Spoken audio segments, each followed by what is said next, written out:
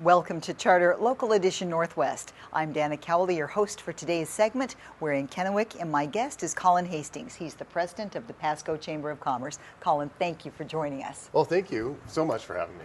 Agriculture, the backbone of Central Washington, has been and in many respects really floats the economy of this state year in and year out. You've got a big expo coming up to share with us. We do, and this is an expo that we've been running for many years, and it's the Eastern Washington Ag Expo, and it'll be a track in Pasco on January 3rd and 4th, 2017.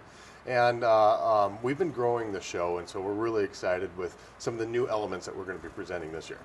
Well, how is this important to Pasco? I know you have agriculture there, but you're investing a lot of energy into it. We do, and in Franklin County and Pasco, their biggest economic driver is the ag business and support businesses for that as well. So this is a great time of year, obviously in January, when there's not a whole lot going on in the farm. That gives the opportunity for those that are in the industry to learn about what's new, topical issues that may be coming up, if it's regulations, if it's about new technology as well too. It gives an opportunity for those that are out in the field producing to intermingle and talk with those vendors that are supporting our very important industry.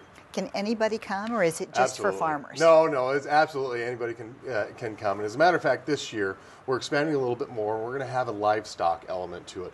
It's amazing nice. within kids love that. Well, kids will love that, and we're talking about cattle and dairy, and there's a huge draw, and these folks are spread out throughout the whole Northwest. Yes. Yet they don't really have an opportunity to see demos of the latest sort of things of how to treat your herd, your cattle, and make sure they're healthy, and especially with the trends of how things are going with our food safety as well too. All these things kind of come together. So we're launching that this year. We're expecting to draw a lot, from Baker all the way up north to the Canadian border, even to Canada as well, of folks coming down to see that element. Plus, there'll be some fun parts with it is too. Oh. We're going to have a herding dog demonstration and even an open demonstration. So those that may have a very talented dog, you see them driving down the road, and sometimes you wonder how they can stay on that flatbed. Well, that dog is probably could do a lot more than that. And so it's your opportunity to show off what your dog can do. And so it's going to be really fun. That does sound fun. Yeah. And then,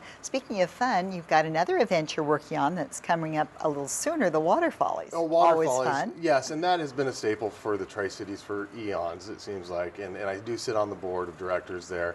We just celebrated last year our 50th anniversary, which was the Gold Cup as well too. We had a great attendance for that, and we're just looking to build on that next year. Yeah. Very good. So now, as the president for the Pasco Chamber, the economy's done well, you've grown and done well. What are your economic goals coming up for this next year? Well, we want to make sure that businesses are still able to succeed in not only in our area in Washington State, and being competitive as well too. You're not only competing with other countries, but even other states near us as well too. And so there are certain things that may come up. It may seem little and small, but in a large scheme of things, those little, if it's taxes or fees or something like that, will add up. And so even with gas taxes or carbon fees or any sort of cap and trade, that's going to have a major effect. And there are some issues that are coming up in the state that may have some huge ramifications for food processing in Franklin County. And so we want to make sure we protect our assets and the jobs that it creates, and making sure they stay here in Washington and in the Tri-Cities region. Well, speaking of that, there have been some recent articles, both locally and statewide, showing that our economic growth here that's been so healthy for at least a decade is slowing down slightly, not ending or going backwards, but slowing down. Do you have any efforts to try to stabilize that or keep that going? Well, sure, absolutely. And one of the big things we're teaming up with the Port of Pasco on is a Pasco visioning, and it actually encompasses Franklin County too. We're going to have a separate one for Connell. But what is the next step to continue Pasco's growth economically? 30 years ago, or 25, 30 years ago, there were some great leaders that came up with using port land to create a processing center. And that's where Twin Cities is, and that's where Syngenta. There's a lot of food processing. That worked. It worked great. It sold out. So do we want to continue on that, or is there some other element that maybe we can help discover by interacting with the community, seeing what they want and what they think will work, and then putting that plan into place and start working forward. It's going to be a long process, but let's start that. We haven't done that really since that processing center was realized and the idea was created.